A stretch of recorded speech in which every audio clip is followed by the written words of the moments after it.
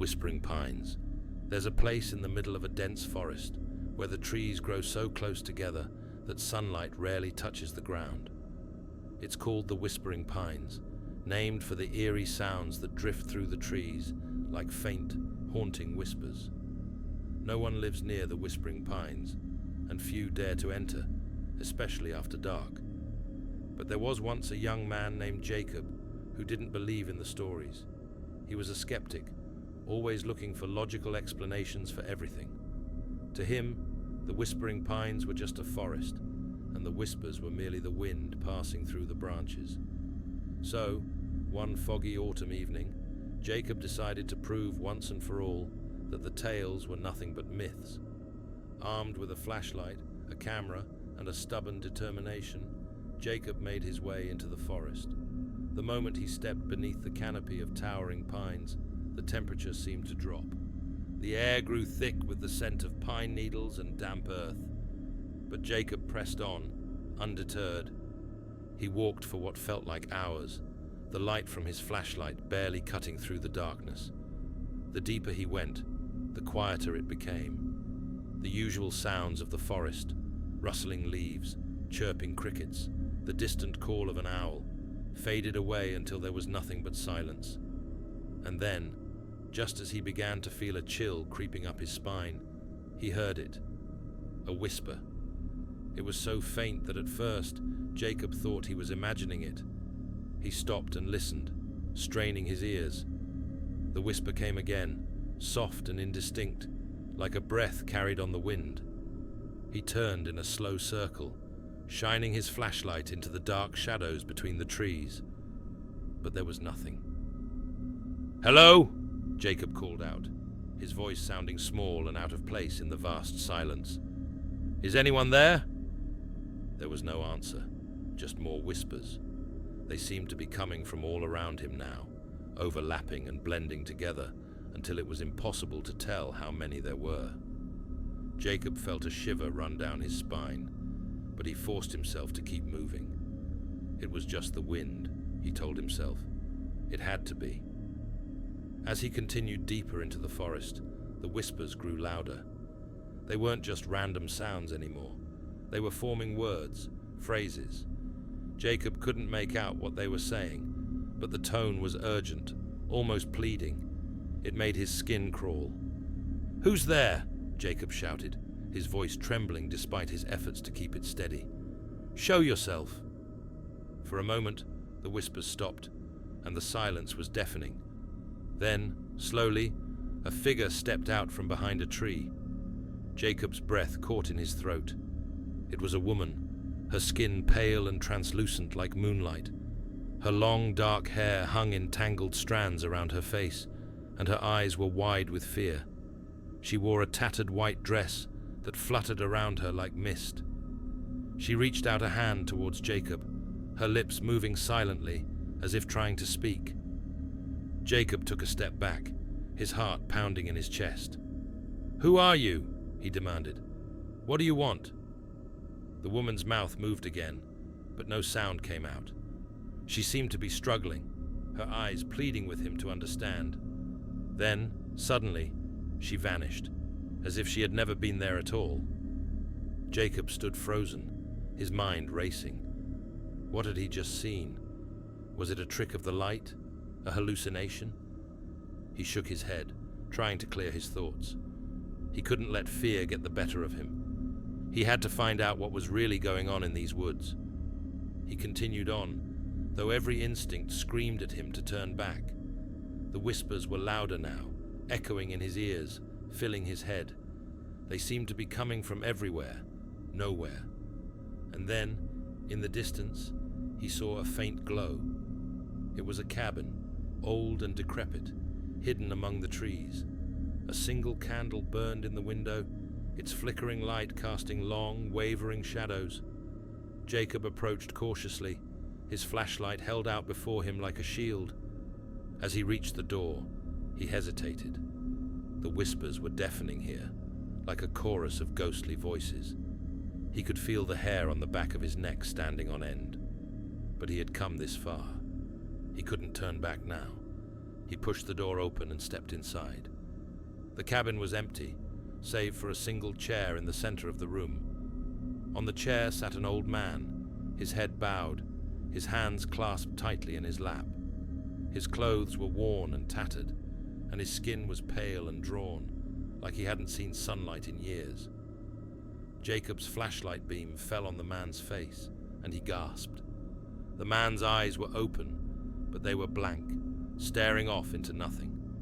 His mouth hung open slightly, and a faint whispering sound escaped his lips. Jacob approached slowly, his heart hammering in his chest. "Sir?" he said softly, not sure if he wanted an answer. "Are you all right?" The man didn't respond. He just kept whispering, a steady, monotonous murmur that seemed to echo around the room. Jacob leaned in closer, trying to make out the words. "Help. Us," the man whispered, his voice barely audible. "Please. Help. Us." Jacob's blood ran cold. He straightened up, his eyes darting around the cabin. There was no one else here, no one who could have spoken those words. And yet, the whispering continued, growing louder and more desperate. "Help! Us! Free! Us!" Suddenly, the door slammed shut behind him, and the candle flickered out, plunging the room into darkness.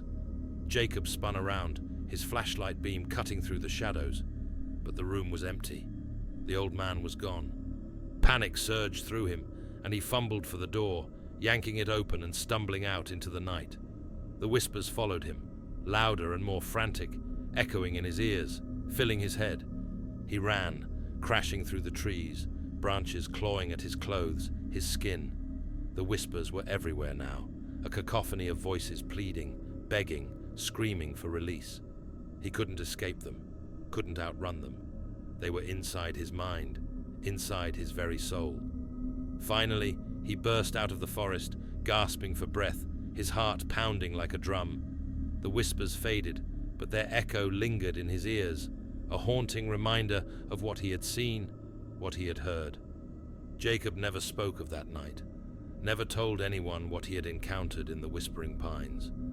But he knew deep down that the whispers would never truly leave him. They would haunt him forever, a chilling reminder that some things are better left undisturbed, some places better left unexplored.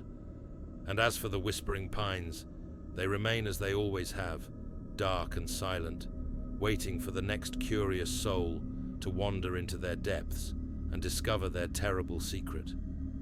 The whispers continue, carried on the wind, a mournful song that drifts through the trees, begging for release, for freedom.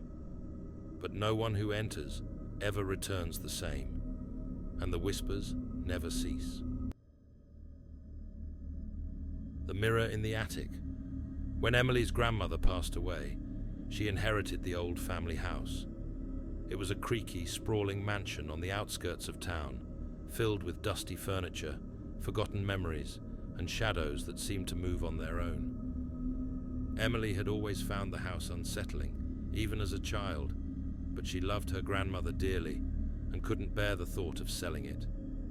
So, she decided to move in. The first few days were spent cleaning and sorting through the clutter that had accumulated over the years. Most of the rooms were filled with antiques and trinkets from another time, but the attic was different. It was locked, and no one had been inside for as long as Emily could remember. Curious, she searched through her grandmother's things until she found the key. The metal was cold and rusted, and it felt heavy in her hand as she climbed the narrow stairs leading to the attic door. With a deep breath, she inserted the key into the lock and turned. The door creaked open, revealing a room filled with dust and cobwebs. The air was stale, and the only light came from a small, dirty window at the far end of the room. Emily stepped inside, the floorboards groaning under her weight. The attic was filled with old furniture, trunks and boxes, all covered in thick layers of dust.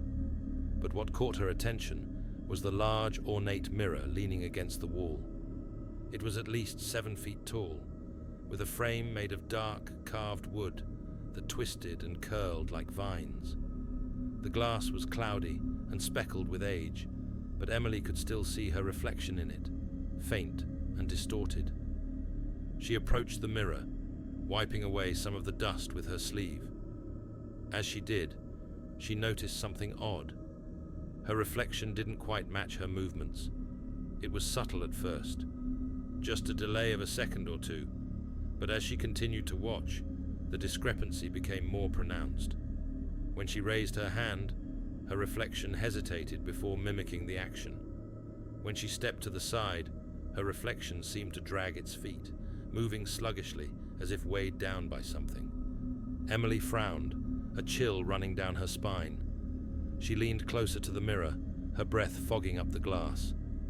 The reflection's eyes stared back at her, but they seemed wrong, too dark, too hollow. She felt a sudden urge to turn away, to leave the attic and never look at the mirror again, but she couldn't. She was transfixed. Then the reflection smiled. It wasn't her smile. It was slow, deliberate, and far too wide. Emily's heart skipped a beat, and she stumbled back, nearly tripping over an old chest. Her hand flew to her mouth, but her reflection stayed where it was, still smiling that unnatural, twisted grin. "What the hell?" Emily whispered, fear tightening her throat. The reflection moved forward, pressing its hands against the inside of the glass, as if trying to push through. Emily could see her own terrified face mirrored in its eyes, but it was distorted, stretched, and warped like a funhouse mirror. The smile grew wider, impossibly wide, until it looked as though the reflection's face would split in two. Emily backed away, her pulse pounding in her ears. She had to get out of there. She turned and ran for the door, her feet slipping on the dusty floor. But as she reached the threshold, the door slammed shut with a force that rattled the walls.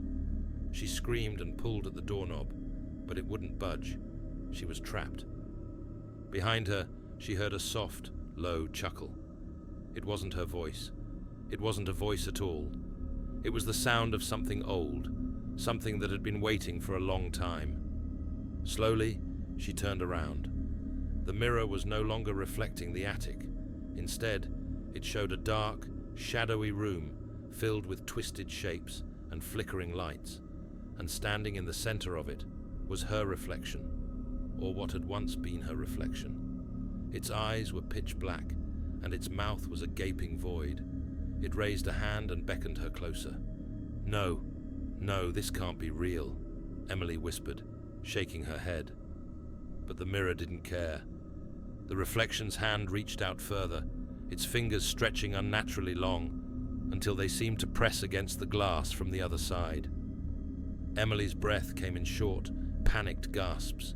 She was paralyzed, unable to look away as the hand pushed through the surface of the mirror. The glass rippled like water, and the hand emerged, long and skeletal, reaching for her. She screamed, her voice echoing off the walls of the attic. The hand grabbed her wrist, its touch ice-cold and impossibly strong. She struggled, but it pulled her closer, dragging her towards the mirror. "No! Let go of me!" Emily shrieked, trying to pry the fingers off her wrist, but they held fast, pulling her inexorably toward the mirror. The glass seemed to dissolve as she was pulled into it, her body sinking into the cold, dark surface like quicksand. The last thing she saw before she was swallowed entirely was her own face, twisted in terror, staring back at her from the other side of the mirror. And then she was gone. The attic was silent once more. The mirror stood in its place, reflecting nothing but the dusty room. The door creaked open, as if it had never been locked, and a soft breeze stirred the cobwebs. Weeks passed before anyone noticed Emily was missing. The police searched the house, but there was no sign of her. The only clue they found was the mirror in the attic, its glass smooth and unmarred, reflecting their puzzled faces as they stood before it. But if they had looked closer, they might have seen the faint outline of a handprint on the inside of the glass, as if someone had pressed their palm against it from the other side. And if they had listened, they might have heard the faintest whisper, a voice calling out for help from within the mirror's depths. But they didn't. The house was eventually sold to a new family, and the mirror remained in the attic, gathering dust. No one dared to touch it, though the new owners sometimes swore they heard footsteps above them when the attic should have been empty. And sometimes, when the light was just right, they thought they saw something move in the mirror, something that wasn't their reflection, but it was always gone before they could be sure. Always waiting, just beneath the surface.